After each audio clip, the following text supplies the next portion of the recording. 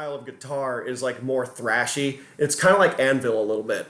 Yeah. It's a little bit. You remember Anvil? Stop Me When You Kiss Him. Mm-hmm. I'm the only guy you'll ever meet that listen to Anvil and watch the documentary. I've only watched the documentary. Oh no, dude! I had Anvil albums when you were still in your dad's ball sack. I really like the song "Flying Blind." I really like that one. Don't know it. It's an Anvil song.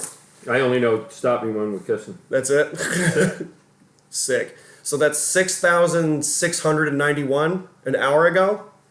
Yes, that's 6,691 in 30 and a half years. So, would you call stand-up comedy an obsession? No. No? No, but I've never quit in the 30 years, you know, as with health problems and TV shows and movies and, you know, a lot of things. You always going up? No, I mean, there's been times where there was 2 or 3 weeks between sets, and there was times during the pandemic where I had to do it illegally in back rooms with the windows painted over. Yeah, dude, that's what drove me out of here. Like, that's what, okay, we're doing Instagram Live. We're doing Zoom comedy. Like, what the fuck is... I did those too. But I just never laid off for... Yeah, I know it's the rust could settle in so quickly, and I can get, you know, I can get a show that pays good money and or, you know, might be under a certain condition. Mm-hmm. Like I got booked, you weren't there, I thought you might have been there. I got booked out of nowhere. Someone said to me, hey, 2 nights from now, do you want to do the Hells Angels headquarters? Fuck. You're going to headline inside their clubhouse. You can hang. You've got the accent. Well, you know what? Yeah. So that's what I'm getting at. If I hadn't done a set in 6 or 8 or 10 or 12 weeks, I would have been like, oh. But I'm doing one every 24 hours in the worst places on earth. Did you do the cop jokes in front of them? Well, it's funny you ask.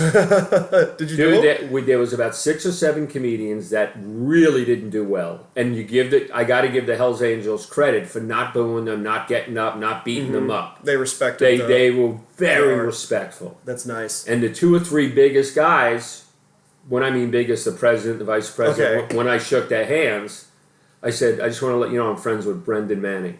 And they were like, who are you? Who are you? Brendan Manning was the head of New York, Hells Angels. Okay. He was at my brother's wedding. Oh, shit. So to shake their hand and they think I'm some rinky-dink comedian that does cruise ships, and I say, I'm friends with Brendan Manning. He was at my brother's wedding. They were like, you know, who's this guy? This guy knows. This guy just dropped the name. And the one guy I told it to, while we were watching the 8 Bad Comedians, I told him, and he stepped back. He went like this on his phone, and he goes, Brendan just texted me. He said, you're okay. I got the vouch. Wow. And I wind up having a really fun set, a good 10 or 12 minutes I was killing. I made fun of the other comedians. You know what I mean? I got that out of the way. And I said, you know what? I'm going to take a bigger bite. I'm going to be a man. And I said, you know, blah, blah, blah, real job. I would form a New York City cop. The energy went down, dude. I felt it. And I said, okay, next time I do this. And I switched the subject and closed so big that I don't remember what joke it was. I think it was I have a genital mullet. I have a 1-inch penis and an 8-inch ball sack. It's a genital mullet. And for some reason, it just hit because I was like, small dick.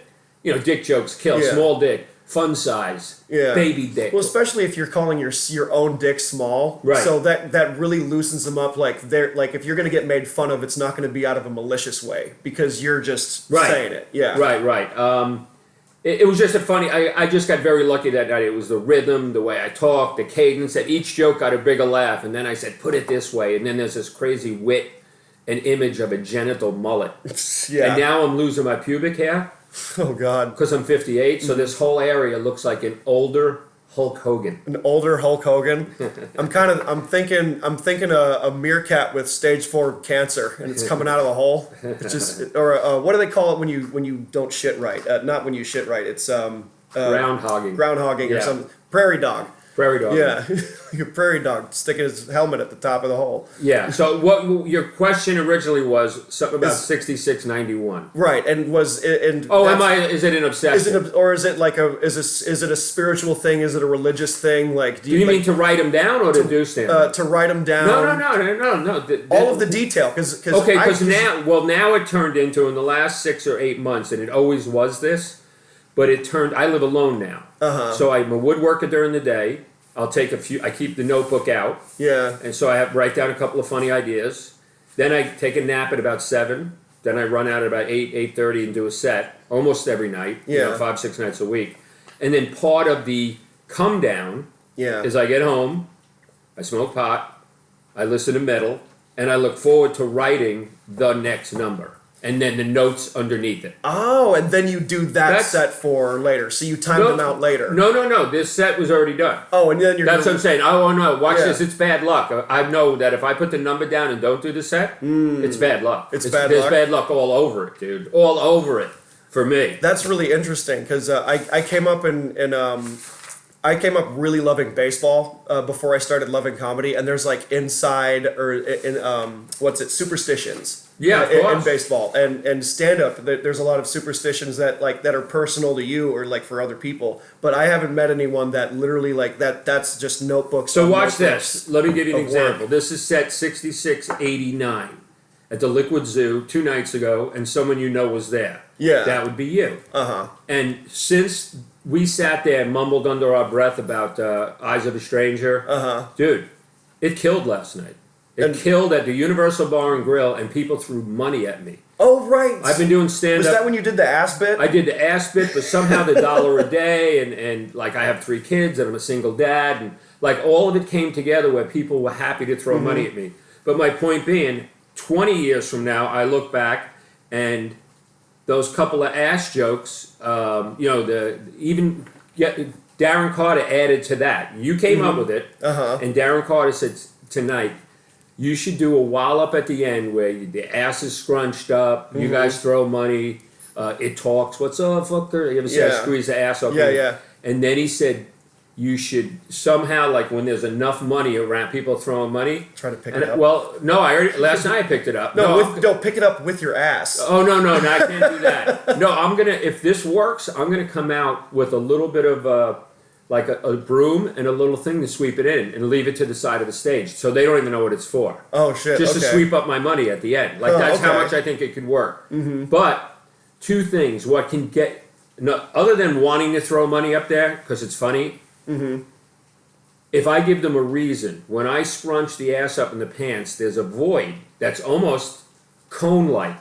Okay. So if I said whoever crumples up a bill and gets it in that target, it actually sticks. It'll stick. The audience would, you know what I mean? They'll go, oh, I got to try this. I got to try this. It becomes a carnival game now. It's a carnival game, and guess who wins in the end? You. Me, because there's $50 bills, $20 bills. Dude, I'm gonna have to sweep it up. You should do it again and offer a prize. Like some free merch. Yeah, offer something so people throw money. They get a T-shirt. Give even more incentive to the. And bit. watch this. Now that I'm thinking about it, do that on the road. That's a good bit for the road. It's great. Yeah. Well, this is what I'm thinking.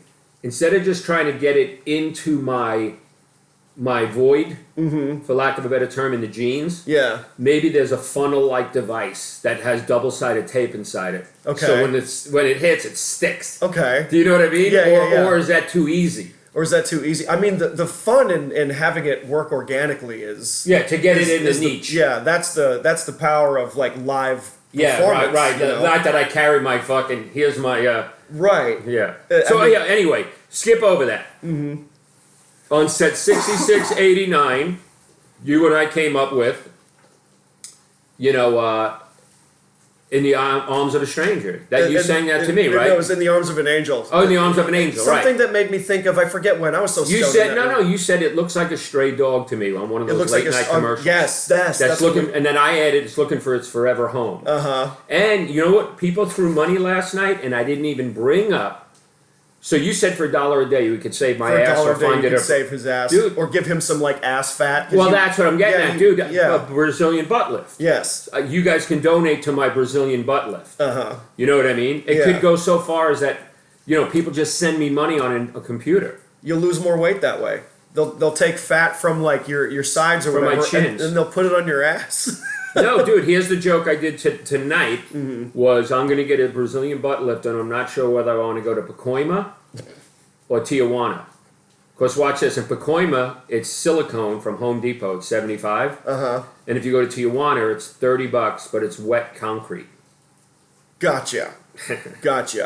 So a couple. This is a true story. A mother and a daughter just got indicted or found guilty for murder for putting wet concrete in a woman's ass in Van Nuys. Oh God! And she died like a week later. Oh It was wet concrete. Wet concrete. Imagine doing that to a human being. Yeah, that's terrible. So last night, 66.90 at the Universal Bar and Grill.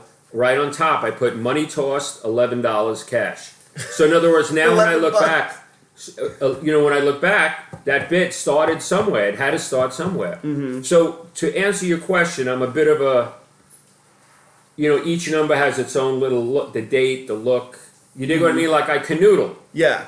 You know what I mean? I'm like a cartoonist. So the whole little thing, and then sometimes I'm listening back over the set, listening to heavy metal, writing. This becomes an hour and a half lesson in stand-up comedy. Yeah. On a nightly basis. Yeah. You know what I mean? Yeah. Of what I learned in that set that night. Yeah. It's a ritual. It's a ritual. It's it's a lot of different things. You'll never know when you will get the call, and you need to be ready for it. So you gotta stay sharp. And dude, so many things come. Like half of them, I won't even go back and read for 10 years. Mm-hmm. But I know they're in here. And you want to know? And there's another book somewhere, probably, right? Dude, another book. Yeah. Isn't there another book? That's not the one book. 30 years of stand-up. This is 169. This is the 169th book? Official. There's another 50 that are unofficial. Oh, fuck. Yeah, look at those boxes over there. You gotta put this in like a memoir or something. Look at those boxes. They're all filled with them. They're all filled with books? Each of these books lasts about 60 days. Camera ain't gonna see it, but there's like, Home Depot boxes. Yeah, and then all that watch stuff. this. Yeah. You think I'm no street cred with the white trash? I'm legit. See those holes in the bottom of the boxes? Yeah. Guess what ate that? A fucking rat. Rat. I got rats. Oh, shit. In here? No. Yeah. You got rats in here? Fuck. Dude. Well, you're in New York. Those are fresh. You're a New Yorker. You no, can we got handle rid of. I called an exterminator, and he showed up, and we got one, and the problem went away. Nice. Yeah. So when you listen to metal, watch this stuff. Hold on. Okay. Not only am I listening to metal, when I get an idea, like when something pops, like throw money in the void, and it's such a big idea, I write right next to it, "Falling Off the Edge of the World," Black Sabbath. Mm-hmm. I literally write what song coincided. I thought "Into the Void." No, well, okay, no, but I'm saying what I thought of, what I was listening to when I thought of it. Was the but that would be funny at the end to say whoever puts money into the void, and then see, you need these are the type of niche jokes, because metal jokes are such a niche thing, and like you told me, on the way to Simi Valley from that guest spot you let me do, and thank you for that. Is that you said, fuck, I'm so fucking stoned right now. I'm sorry. What? Maybe 5% of people are into metal? Yes. And when you get someone in the audience that likes that joke, that person becomes a fan for life. For life. And that's more valuable than, 90% of the room didn't like you, but those two guys laughed at that Iron Maiden joke. I'm friends with a comedian, a guy who wants to be a comedian. He's done it like 5 times. He's very funny, but he has living room balls. He's afraid of the audience. He's funny in the living room. Yeah. He's funny in the hang. He's funny in the hang. Mm-hmm. So he has cul-de-sac balls. He's funny at the cul-de-sac party. Okay. But when I tell him, I do joke about, Twisted Sister or Black Sabbath or Korn or Metallica or just heavy metal in general. He's like, "You're alienating 90% of your audience." Yeah. I said, because you don't know what I know. I know that 90% of the audience is on the edge of their seat going, "Why do these assholes like heavy metal so much? This is interesting." Yeah. They find it interesting. I'm engaged. Who are the two guys that are just dying laughing? Now, Dude, they want to know why it's so funny. They want to know why, and why also they get a kick out of the fact that we're getting geeked out. And then they learn, and then they become metalheads. And Well, I'm not trying to convert them, but it's a similar concept to, I do jokes about garage sales and flea markets, and 5% of the women are on the edge of their seat because they're garage sale maniacs. You know what I mean? And the other people like, "Oh, my aunt's a garage sale maniac. Why are these people so..." You know what I mean? It's interesting. Does that go into the HG stuff that you did? What do you mean? The Hammered show, because that's like woodworking, like shop show. Oh, there was 3 different shows. There was 3 woodworking shows. Trash to Cash on FX, Hammered, which we didn't like the title, on HGTV, and Dirty Money was on Discovery. Almost all of them involved a little bit of garbage picking and reclaiming stuff. And HGTV was just one of those, like, this was like basic cable days where it was like way higher up. It was way higher up, but at the time it was considered, I told this to Mancow. Do you know that guy? No. He's the Howard Stern of Chicago. Okay. And he's a fucking douchebag. He just thinks because he's on the radio and he's sarcastic to people. Like he had no smoothness with it. You know what I mean? He was a. So I sat down to promote stand-up comedy at the Schaumburg Improv. And I said, HGTV, I have a show called Hammered, and he's HGTV, people don't know. I said, well, it's the 14th most popular network. Yeah. Which I was told to say that. And after ABC, that's actually NBC, funny too. Watch this. After ABC, NBC, CNN, MSNBC, whatever at the time, it was number 14. Yeah. So as much as you saying, it was all the way up there, or down there, and he argued with me for 2 hours about that it was the 14th, instead of just letting me be funny to promote the comedy show. Right. So and also the fact that you're promoting something that's not the number one, because every fucking show is like the number one hit in America. Yeah. That's 5 fucking shows that say that. So who's lying? Right. You know, they you all actually are. saying it is that it's number 14 is like, okay, this is, and it's just funny that it's not fucking number 1 or whatever. And at that Simi Valley show, you told like stuff about being on the set of Miss Congeniality, like because there were fans of that movie, right? That were like, oh my god, like they were immediately invested in the story, right? And then you told like something that happened on set, and they were just like, oh my god, and that like filled 10 more minutes because you were headlining. Well, that show. And one of the things is because people don't recognize me from the movie, yeah, because you were bigger. So I go put it this way.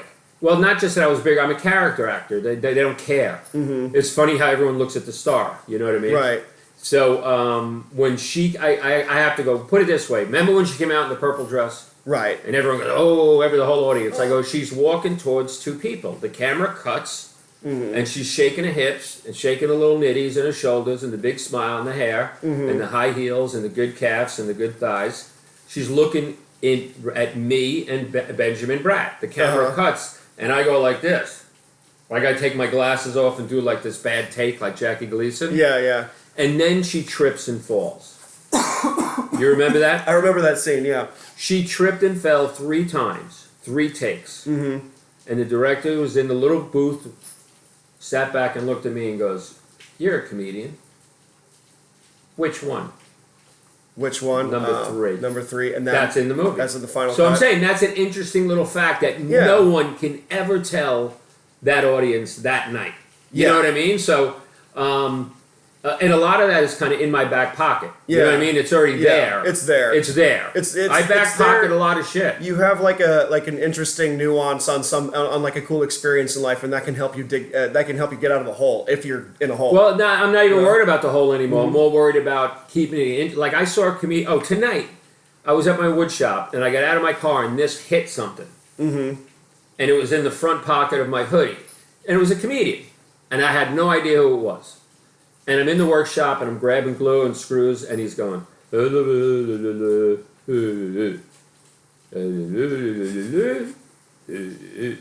it was just the same rhythm for 7, 8. There was no beat. You know what a beat change is? There was no, speaking of baseball, I love baseball. Yeah. Like it was just the same.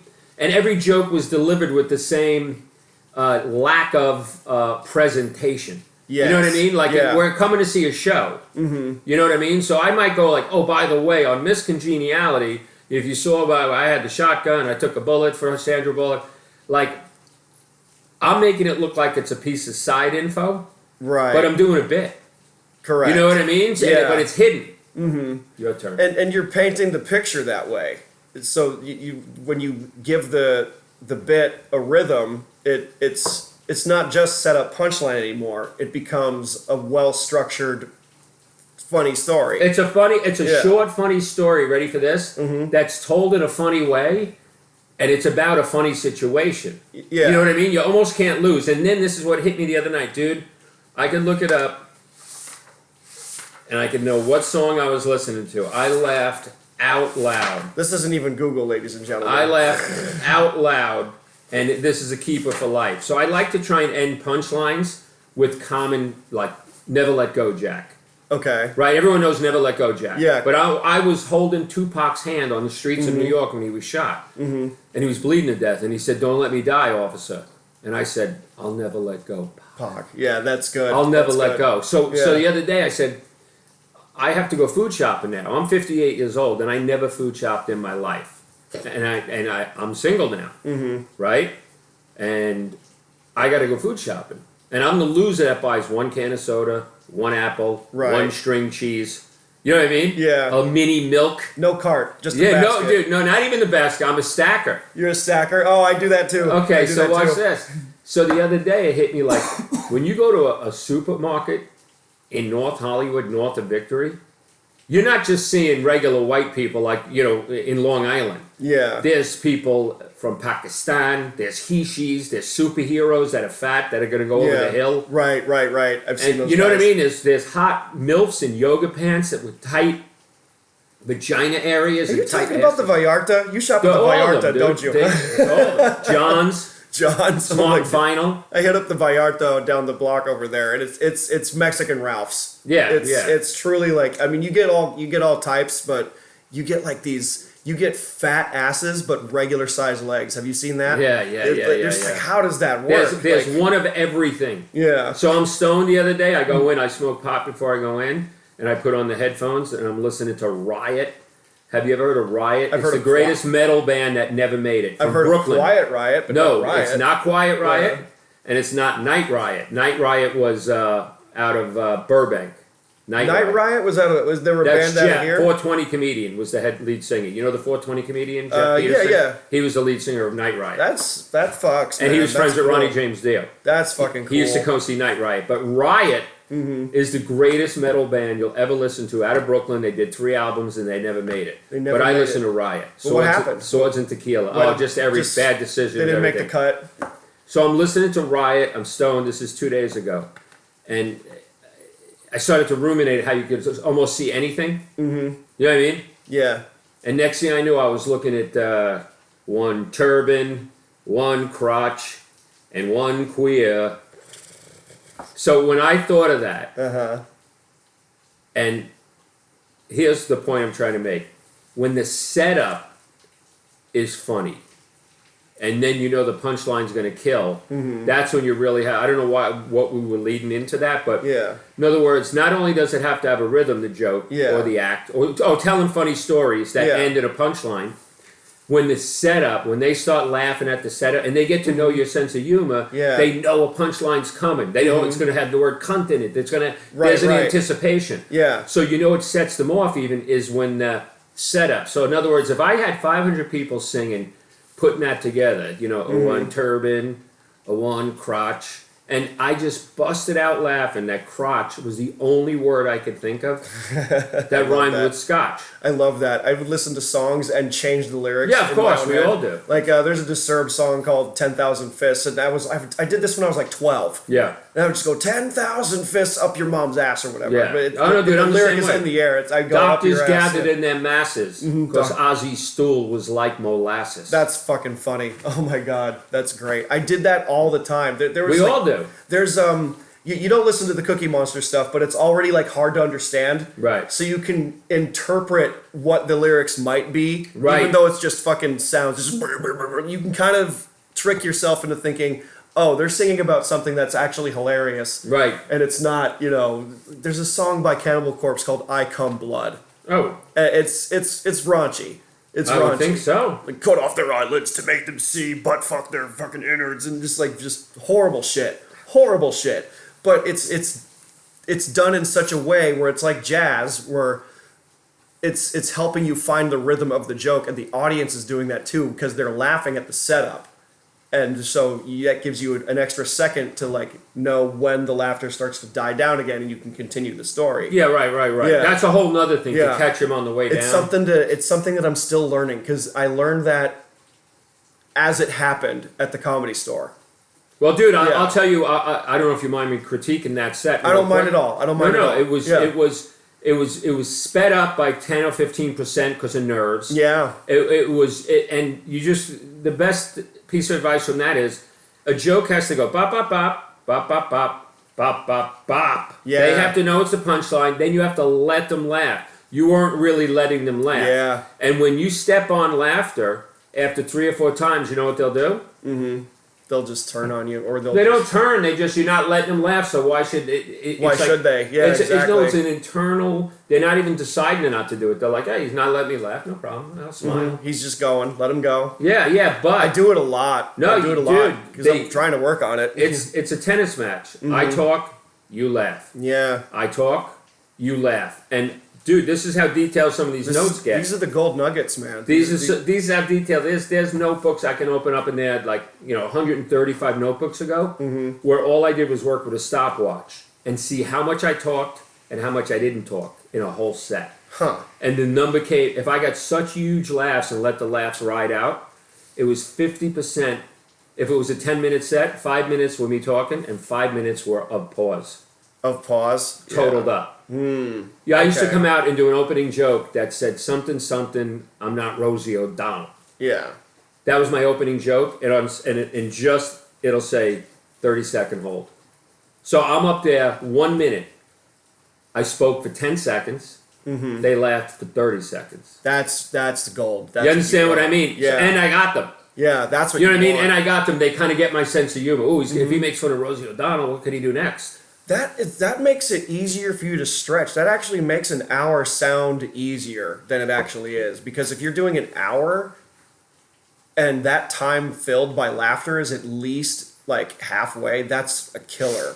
Do you know why Frank Zappa played such long solos? Why? One reason. Why? To rest his voice. That makes sense. Your turn. Bruce Dickinson probably does the same thing. Iron Maiden, they're old, so now all of their songs are like fucking 13, 14 minutes now. Have you listened to a new Iron Maiden song lately? No. They're so fucking long now. I do like know 12, this. This 13 is how minutes. long I've been a metal fan. I said this to someone the other day. I was talking about Iron Maiden, and I said, the new Iron Maiden. And they go, what do you mean? I said, well, I listened to with Paul Di'Anno. They didn't even, I still they don't know who Paul Di'Anno is? They don't Oh, even know. Jesus. Oh, Yeah. God. Yeah. You gotta... Well, okay, here's another one for you, and I want your opinion on this. What do you think of the Blaze Batley years? It's funny. I only do you found think about of them recently. Recently? I was wife and kids. Wife and kids? 3 jobs. If anything, I got to listen to Black Sabbath and the Homeless Outreach Band. Right. On cassette. Black Sabbath when Dio was on there, right? No, Yeah, I'm just saying. yeah. I missed 15 years of new heavy metal and Right. the developments when Motley Crue lost their singer. Right, You know what I right. mean? Yeah. I just was out of it. I was listening to 80s metal, and then about 5 years ago, I got Sirius XM. I mean, you're probably better off because that was a weird time for Like I'm just hard rock learning and now metal, about yeah. all the history of Pantera. Which album came out when Right. when he got shot versus when they broke up. When they looked like Now I'm girls an at the expert. beginning, and now they Yeah. look like tough dudes now. And there's a reunion now with them. Oh, like, dude, and the bass Yeah. player is out already. You know that? well, Rex, he's out. He's out already. Well, good. Yeah. Because I think I haven't fucking done the homework at all. We don't fact check here. But if my 2 shows in Germany got canceled because of the because lead of singer. because of They think Phil. he did some racist maneuver. about 10 Oh years yeah, ago. no, I remember that. That Yeah. was what he got in trouble with that with another band too. He did the fucking thing, and which is like super illegal over there. Yeah. It's super like He said he was talking about white wine. white wine. White. That's funny. It's actually a little funny. But like, fuck, dude, it's not even really a reunion. It's a tribute band. It's a tribute. Yeah, Zach Wilde can do it. Charlie Benante, Anthrax. Anthrax. Drummer. Yeah. Yeah. So that's not. And Phil can't sing anymore. He's Yeah. like an old man. He's like a custodian. I mean, is it singing? It's just No, it's Yeah. yelling. It's It's David Lee Roth scatting. scatting. Oh He's my the god. worst. Can you believe they put that on an album live from Japan? Live Did you from ever hear Japan. What? Van Halen? that? Yeah. Oh no, I don't listen to live That was like albums typically. 2010. Yeah. It's the worst Yeah. thing you could ever listen Well, to. you can't mic up and mix a live show. Okay, think about it. It's a stadium, and now you got to deal with the crowd noise and the acoustics of where those cameras and microphones are placed. And if it's like do you know if it was No, an I outside don't know. show?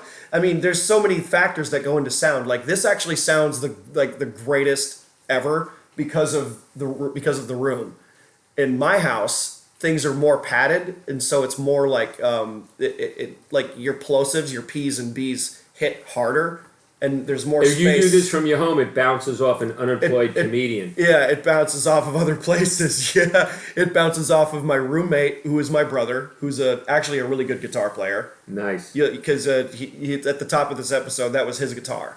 Nice. And he's off. He loves like Stevie Ray Vaughan and Slash. You know who grew up in North Hollywood? Serge Tankian. No, Serge Tankian grew up in Glendale. Who grew up in North Hollywood? Randy Rhoads. Randy Rhoads, that's right. Because the guys in Quiet Riot are from here, right?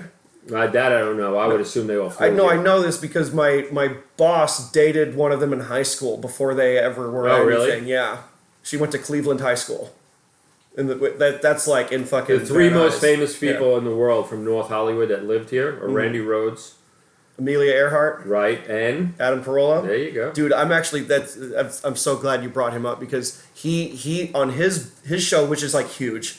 He actually mixed you up with another comedian. Yeah, Joe DeRosa. Yeah, and Joe DeRosa said, "Do I look like I'm that old that I would have a sitcom in 1999?" Yeah. And you know what I could tell in his voice? Uh-huh. That he's been called John DeResta. He's been called that a lot. Well, the names are so close. And then it came into because Adam Carolla, he just goes off. It went into a 10-minute like accidental plug on you, and I sent it to you, and I'm like, dude, Adam Carolla just like gave you a huge shout out right now. Because my name came up with Mark Maron once. Mm-hmm. My name came up on Howard Stern 2 or 3 times years ago. Yeah. I was on Howard Stern twice. You were? Yeah, oh, cool. That's dope. Yeah. When? In the spring of '99, I had the lowest rated sitcom in the history of TV. And it said, there was a little newspaper article in New York that said, remember New York's funniest cop, he quit the job for a sitcom. It's the lowest rated sitcom on a network during prime time. It's in the record books. 600,000 people tuned in. And back then, Kevin James and Ray Romano were getting 20 million, and I got 600,000. On UPN. Netflix will pick up anything now. No, but this is back then. This is network TV. Everybody. Okay. So could you bring it, did you ever have an inkling of bringing the idea back? No. What I want to do is there's 17 episodes in the attic under the hockey sticks on Betamax. Okay. And I want to put them on the computer, and I want to dissect them. I want to call it, the name of the sitcom was Diresta. Uh-huh. So the name of the show is Diresta on Diresta. And just clip each as it goes and make fun of this was what happened. Make fun of it, I told them, no, this joke sucks. But you know what I mean? For the rest of your life. Right. I think you're... but hold on. So that spring the show went on hiatus, and I had to do Caroline's Comedy Club, headline Caroline's. That's awesome. Which is a big deal. $5,500 and a hotel for Thursday through Sunday. And the day before, at the very last minute, I got a call in my mother's kitchen in Long Island from either Baba Boohai or KC at the time. Hey, this is Casey Armstrong. This is for John DeResta. Show up at 57 West 57th Street tomorrow at 6 a.m. You're going to do a 20-minute segment with Howard. But you have to talk about having the lowest rated sitcom. If you're not willing to talk about how bad your sitcom went, don't show up. Don't show up. Because that's going to be the first. And I called back. I said, dude, I'm loose. I'm in it. So I did Stern for 20 minutes, killed. How did you get a sitcom? Why did it go wrong? Oh, you're a married man. You have 3 kids right in a row. What was it like to work in the subway? And then, just as they went to commercial, Howard Stern said, John, you're really funny. I said, thank you. I said, this is great to be here. This is better than the sitcom. You're my idol. The Joe and I was Rogan making him laugh. Yeah. He said, the next segment is 6 girls outside that think they should be in Playboy. They're all in bikinis. Would you like to stay as a judge? And I said, dude, are you kidding me? That's the biggest, greatest thing that's ever happened to me. Dude. And I said, actually, one of them, I don't want to say she's old, but it looked like she joined SAG when it was firm. Huge laugh. And I stole that joke from Jeffrey Ross, but I had it float out of my mouth. You sponge brained something? I'm pretty sure it's a stock joke. Okay, stock but joke. I had to use it. Yeah. Everyone laughs. Now we're looking forward to 6 girls in bikinis. Mm-hmm. Right? It's the greatest thing ever. They're filing them in, Baba Booey and Howard. I get to sit like this with Stern on a mic, and Howard goes, takes the headphones off, sits back. He said, John, you're really funny. You know that? I said, thanks. I said, this is a big treat. I'm a huge fan since NBC. I said, I love you. You're a living legend. And I said, let me tell you how much I love you. He goes, go ahead. I said, about a month ago, we had 2 cats, family cats. I have 3 toddlers. We had 2 cats. Okay. Their names were Howard Stern and Robin. That's how much I'm a fan. He goes, oh yeah. He goes, can we talk about Howard Stern and Robin? I said, no, they're gone. He goes, what do you mean they're gone? I said, I got sick of them, so I put them in a cooler and let them loose at a Burger King parking lot. Like I'm such a mean father. You know, and Stern goes, you let 2 cats just, your family pet, you let them go to Burger King? I go, yeah, in Middletown, New York. He goes, what'd you tell the kids?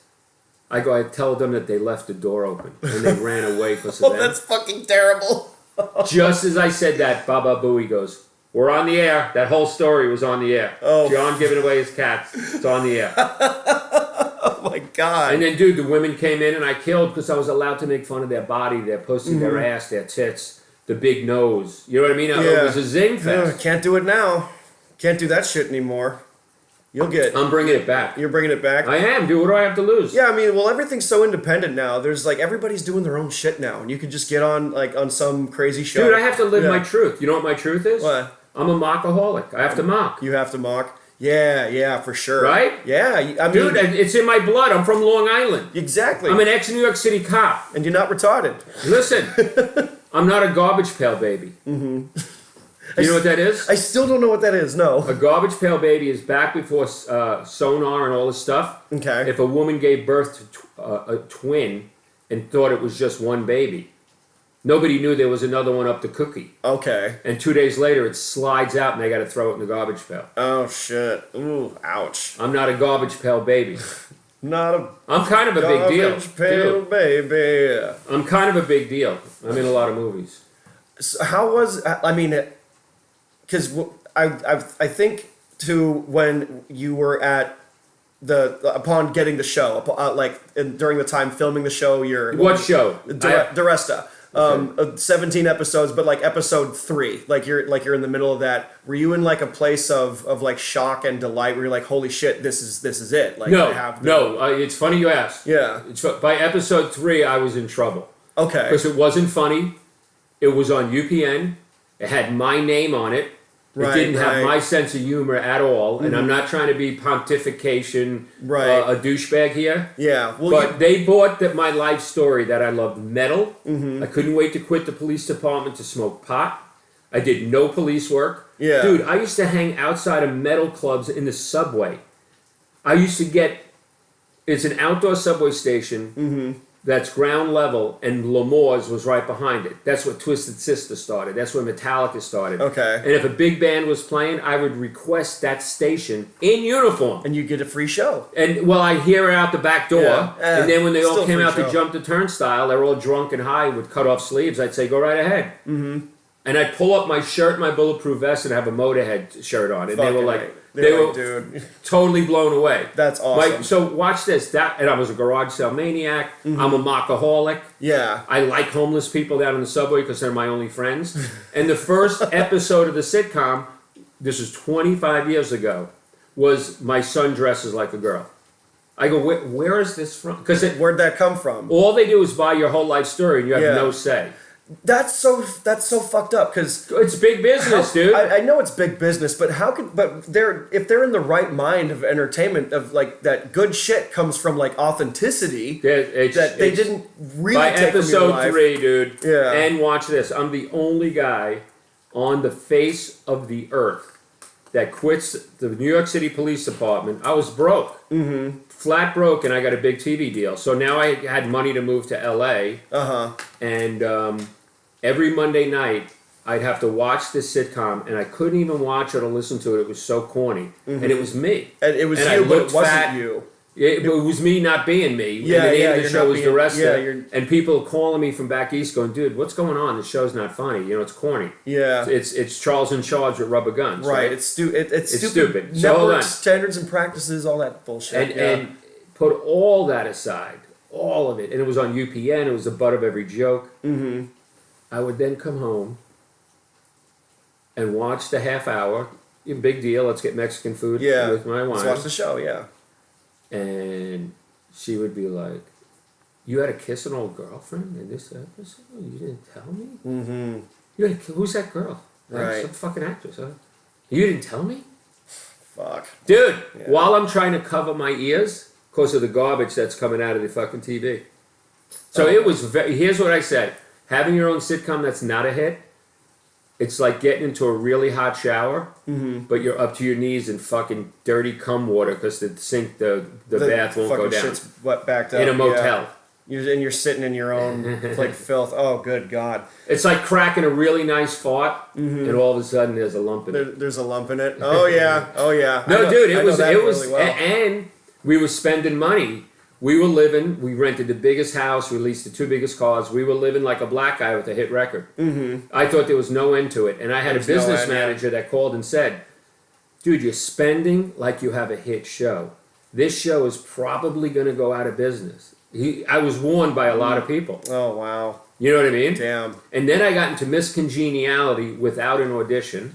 And then I got into a movie called 15 Minutes with Robert De Niro. Then I did The Tonight Show as a panel guest. So Howard Stern, sitcom, De Niro, Sandra Bullock, and then just dude, peaking, going, and then thinking it's never going to end. Yeah. So I stopped hustling. I got fat. Like I literally thought there was a there. Like I made it. Okay. Now the phone's just going to keep ringing. And then I got physically fat. I got mental. I say I got gout of the spirit. Gout of the spirit. Yeah, it's really weird. Okay. And then the money started to run out. Damn. And then 9/11 happened, and no one could be funny for a year. No one could be funny for a year. Oh God. Yeah, dude. That's such a. That's and such watch a this: the stark humiliation. turn. The humiliation. Not of being on UPN. That was bad enough. The humiliation of running out of money. That you weren't smart. And you got to provide and all that. Well, stuff. now you got 3 kids and a wife, and you got to live somewhere. Right. I feel like. And your bills when you're living high in the hog with the leased cars, the this, the that, the CDs, the sneakers, the everything, the denim. People say to me, "What'd you spend the money on?" I just went CDs and denim jeans. I've had the same wardrobe, John, since I was 13 years old. I could see. Ever since, it's been the same. Nothing has changed on my wardrobe.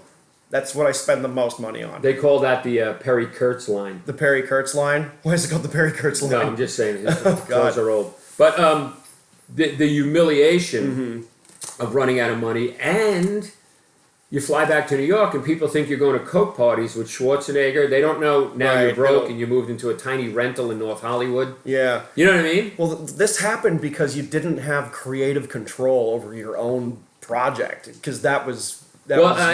Put it this way. I had zero control to the point where they never even asked me for a joke. Look, if you when I got the script along with everyone else, and they didn't have the right rhythm. They didn't have the rhythm of not even the rhythm. Like, I'll give you an example. In the pilot episode where the son dresses as a girl, the big problem, the big zoinks that we have to solve is my son Dakota. I would never name a kid Dakota. Right. They named the kid on the show Dakota. Fuck. Hold on. It's the worst fucking name for a guy. Hold on. Listen. He wants to go to the better school, and I only have to make 10% more on my paycheck. So how do I get to 10% more? I transfer to the night shift. Right? Okay. You get 10% more, and as a civil servant. But now I'm not home, and I have to sleep during the day, and the kids are crying, and here comes the crazy zoinks outs. You know what I mean? Here comes the funnies. And, that pilot episode would actually hit, in my opinion, I think, and this isn't to pander or anything like that, because it's a cross-dressing issue and there's like this shit with drag. It's like a hot button issue now, where I feel like if you had creative control 100%, and if you had like even a fucking shoestring budget, or not even shoot it like a sitcom, like shoot it like do that. Well, watch this. Your way. To go back just before in the pilot, they're like, honey, if I just make 10% more, he can go to the Oaks. And I just said, look, I know I'm not a writer. I know I'm not a producer. I know I'm fucking a piece of dog shit You're not around trying to pull rank or anything. Yeah. I said, for some reason, it just needs like a rhythm of, honey, if I make 10% more, he can go to the Pine Tree Learning Center. Which is funny, a Pine Tree Learning Center, and with a little bit of English on it, or the Oaks. And the Oaks is part-time apartments for actors. Yeah. That's how lazy The writer was. He couldn't Right. think of the Pine Tree Learning Center. Yeah, they couldn't think of because that has more of a bounce to it because the fact that it's just the Oaks. That's one syllable or a syllable and a half or whatever. Dude, and That the has- the Pine second Tree one has Learning a- Center looks like a dumb fake name. It has a rhythm. It's funny 10 different ways. Yeah. Another time, Thanksgiving, you have to do a special Thanksgiving episode. Yeah, you have to. And I get the script, and they got me in the chef's hat and the schmuck and the gloves that look like lobster. Lobster this year claws. I get to use my cilantro. Who likes their mashed potatoes with garlic? Uh-huh. And that's when I walked in the writer's room and I said, guys, I don't like to cook. I don't know how to cook. Yeah. I've never cooked It's in my not you. life. Ever. Yeah. Ever. That would be the angle that I don't cook, that the wife's asking me to help, and I'm watching football. Mm-hmm. I mean, it's your job. You can't even boil water. I can't even boil an egg. I go, do you know what I do on most, this is in the writer's room. First time I ever went in after like 7 episodes. Mm-hmm. I said, you know what I do? Most Thanksgivings I have to go to my in-laws' house. Yeah. And I work midnights to make the temperature. As a real cop, I work midnights. Soon as we get to dress the kids, it's a hassle, drive to Queens. As soon as we get there, I introduce this thought to my wife and her family. I just want to let everybody know I did a midnight last night and I ate it was a couple of corn dogs, was the only thing open. Mm-hmm. So I just have this really weird stomach. That's all, I slip it in. And then throughout the day, I go into the bathroom 6 times.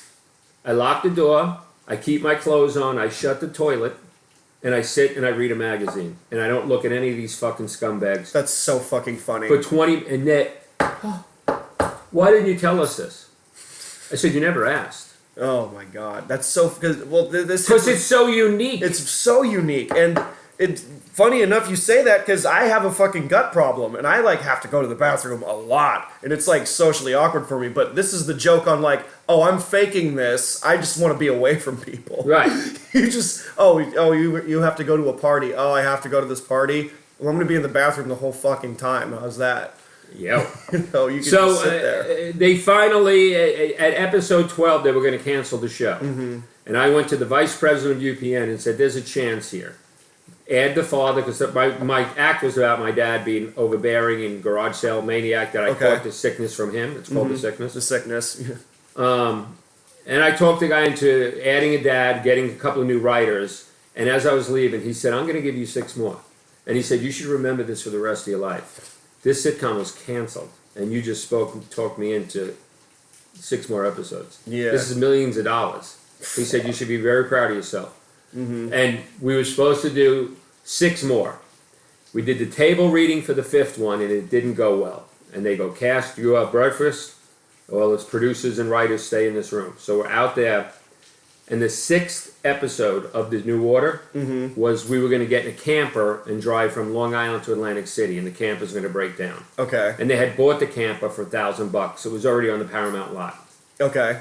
Do you see what's happening here? Right. So it's actually a bucket. It's a shitbox camper that's bought as a prop for next week. Uh-huh. And on the 5th episode of the new pickup, we're all, no laughs on the table read. You know what I mean? This is with the new team. And my friend Joe Gizaldo played the sergeant. He goes, that's it. The show's done. Fuck. I go, how do you know? Look, The room. the camper was on a hook being pulled off Oh my god. onto Melrose and made a right past everything. You can't write that. Yeah. You can't write And that. they canceled the last episode, and we all lost 20 grand. Damn, man. That's rough. Now watch this. Yeah. I thought since I was on a sitcom and I did the Tonight Show and I acted okay in the sitcom, it wasn't blamed on me, that I thought like, I'll just go to the next Hollywood job. Yeah. I'll just get the next thing. I'll just get the next thing. Yeah. Everything's happening for me. Mm-hmm. And we had that night we had like a cake, and that was the end. And one of the big producers of the show came over to me and just goes, "Now what?" Now what? Yeah. As if this is it. Mm-hmm. You got lucky. You got a sitcom. It failed. Yeah. Have you thought about your future? And the look in his face was, because I was like, I'll just go to the next thing. Yeah. I'll get an audition. I'll get another sitcom. You'll get For another sure. sitcom. Oh god. Well, that was the gold mine of like the '90s. Really was. It was the late '90s. Be a comic and have a sitcom. Yeah, that's gold. And again, everybody, like 2 years later, I'm at the flea market selling tables, or 3 years later, selling wooden tables that I make. And Orty Adams is like, you don't need to be for the money. Oh God, yeah. You had that sitcom. Like people think the $200,000 before taxes is going to last for the rest of your life. Yeah, no. They think your car is always on full. No one gets cancer. Yeah. There's this crazy rainbow Ronnie James Dio mystical dream world where 72 virgins are eating your ass. Yeah. Because you have a sitcom. Yeah, and it's not like, oh, because, I mean, you still have to pay bills, you know. You still have to pay bills. You still have to worry about your future. You still got to live, And watch this. I was involved in a sitcom that failed. I was involved in 3 woodworking shows that failed. Mm-hmm. And you're still And going. guess what they all have in common? What? Me. Your name. And nobody realizes that they were all mishandled. They were all written horrible. Dude, even on my fix-it shows, they would assign me a writer that was the unfunniest guy that ever lived. Oh my God. Ever. And I would do my version of it. I would say, like, let's just say I came up with a joke like, we're in the shop. I'm lighting a candle because to ward off all the great white fans. It's just a dumb joke about fire. Yeah. But everyone in the crew laughed. They would let the crew laugh on the woodworking show. Yeah. Oh, that's cool. And then he would go, can you just hold up the candle and say Merry Christmas? And I watch this. I'd go, Merry Christmas. Nobody would laugh, but I wasn't there when they edited it. So guess what joke got into my show? The first one you said? His joke. His joke, fuck. Because he wanted to tell his friends. He did 4 jokes that I wrote.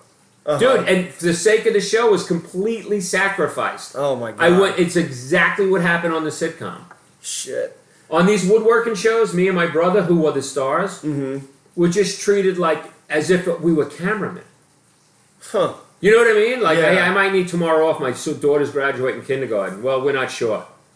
And the fact that you're still in it and that you're still not like, you haven't given up. I hear this from a comic or two that like, oh, should I quit? But I don't want to. Do I say fucking yes, quit, or do I say keep going? And even though you've risen, fallen, and keep chugging along until the wheels fall off, right? Guess what I am?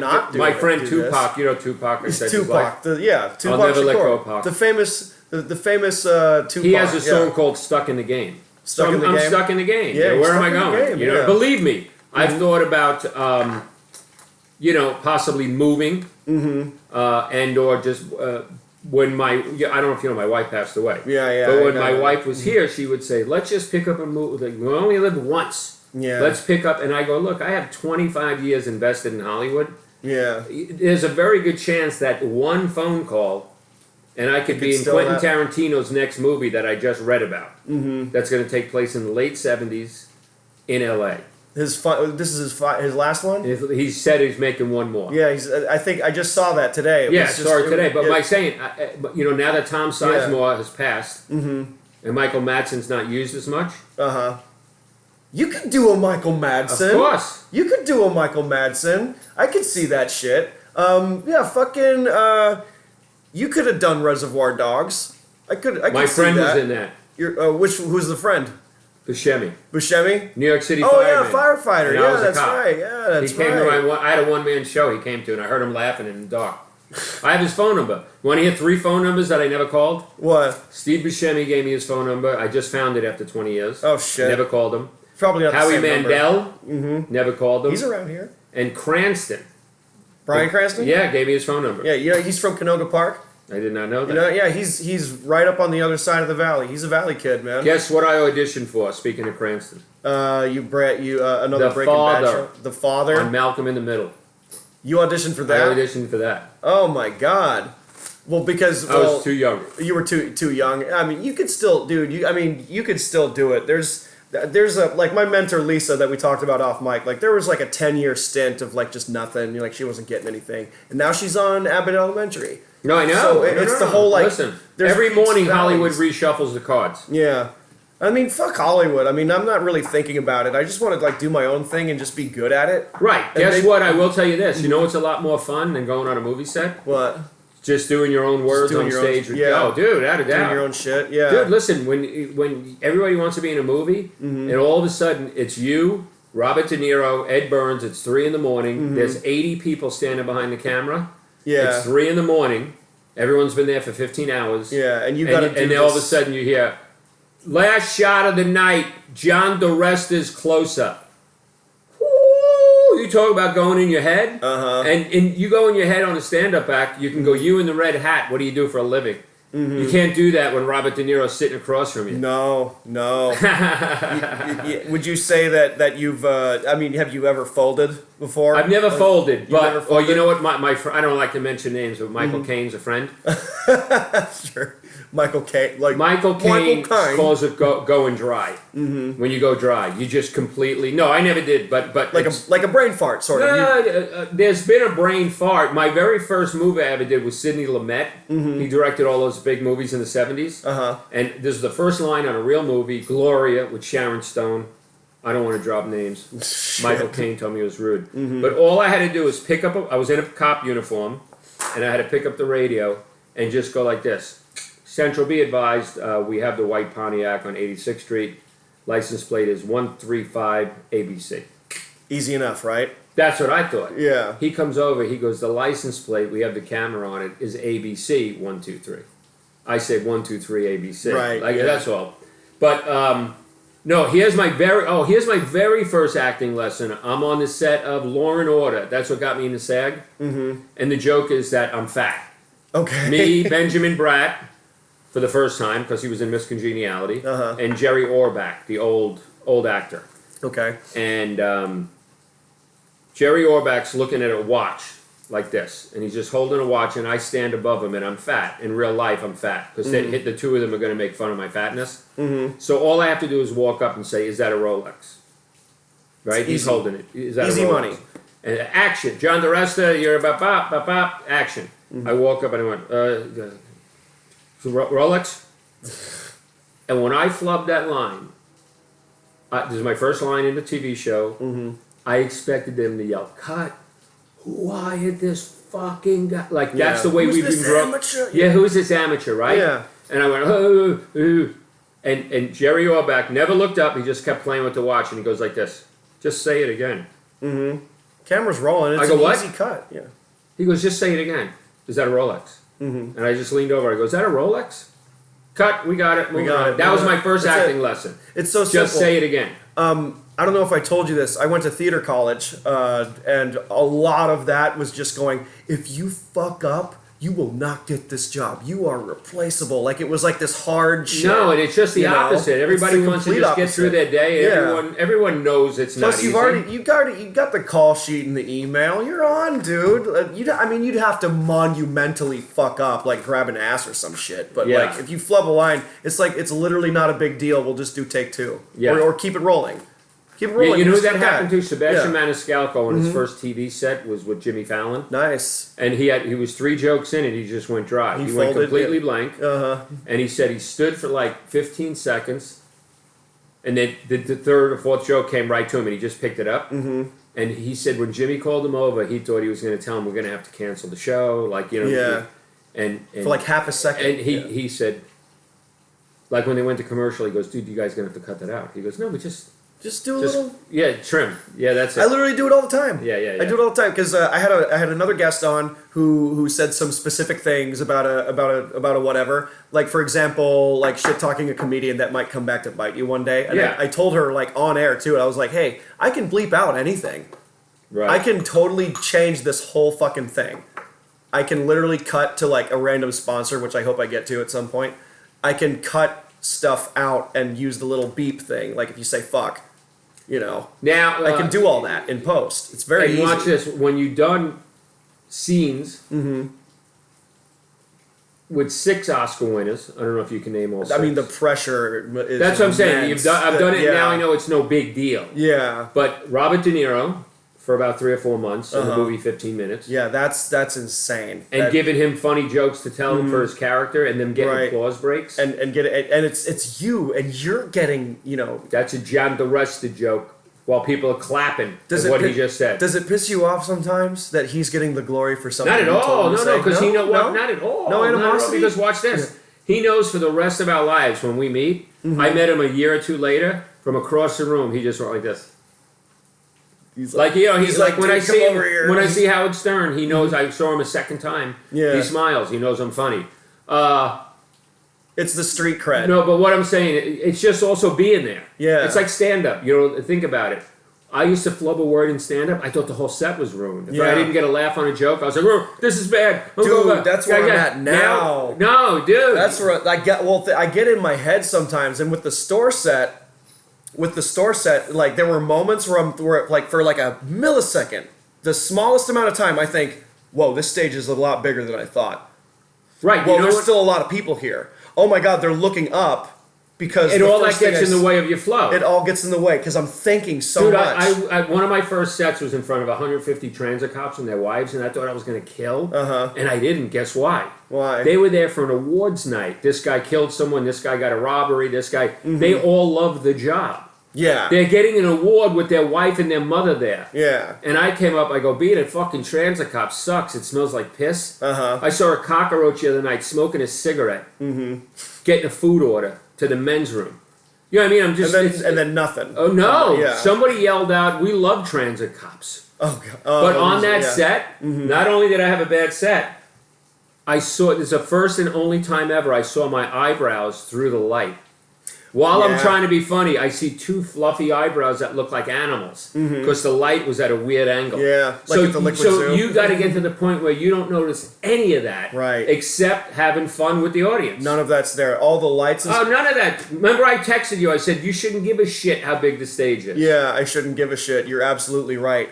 And there's one thing you mentioned, the lights and like all the other things that are around you that you ultimately ignore because you're focused on one thing. When a comic goes up on stage and they immediately start complaining about how bright the light is, fuck off.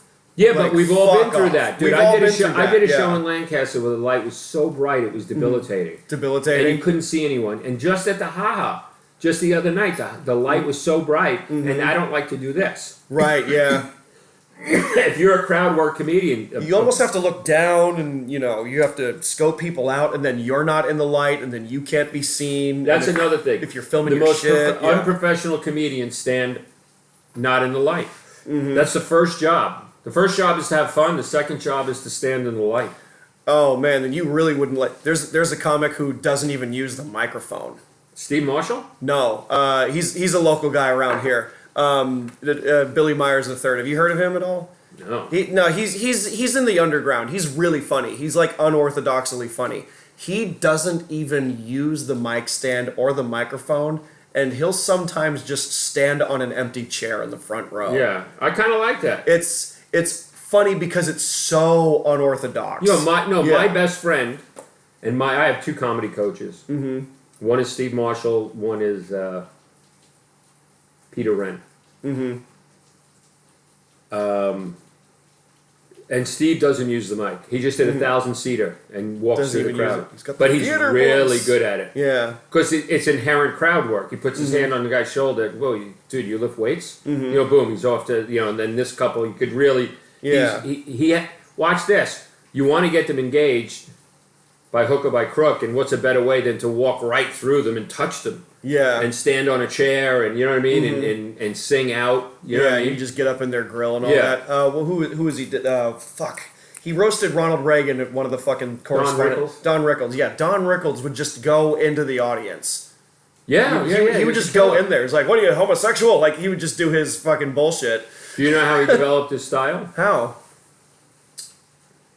There were no such thing as comedy clubs when he started. Right. And he lived in Brooklyn. And he lived right around the block from a big catering hall. So at noon on a Saturday, they would have a bar mitzvah, and he would be the comedian before they did the band. Right. So he would cut through the crowd. You had to do crowd work. You can't do shtick at a party. Right. So he had the Jewish joke, grandmother joke, Jewish joke, rabbi joke, hook nose joke, cheap joke. Yeah. At 3 p.m., in the other room would be a mafia wedding. So he had Johnny Gumboots, this guy, this fellow off a truck, bada bing, bada boom, bada bum. At 6 o'clock was an Irish promotion for the police department. He had 50 police jokes. So he worked at this dance hall for like 10 years before he went to Vegas or New York or Hollywood or whatever. So that style developed on its own. and that gives you more time to stretch with different crowds too, because like you have your club set, you have your set with this particular like if there's a lot of metalheads in the crowd and it's really obvious when they're in the crowd, you know how they dress, all black band shirt, long hair most likely, piercings and shit. If there's at least 5 metalheads in the crowd before I even go up, I'm doing all of my metal jokes at them. I will specifically like fuck everybody else. Oh, this guy's wearing a Metallica shirt. Like I'm drilled in on you, bro. And what if there's 12 of them, John? I'm like, this fucking room. I've got this room. Nice. I've got jokes for that specific crowd. And then there's jokes like for the late night. I go into the IBS shit. Yo. And the club stuff. It runs in your jeans. It runs in. Yep. It runs exactly. That's fucking good. That's funny. It's hereditary. Mm-hmm. It is. It runs in your genes. Mm-hmm. My mom got it when she was 27, which was how old I was when I got the IBS. And then I just got to find a nice man, have a kid. Because when she got pregnant with me, it was all gone.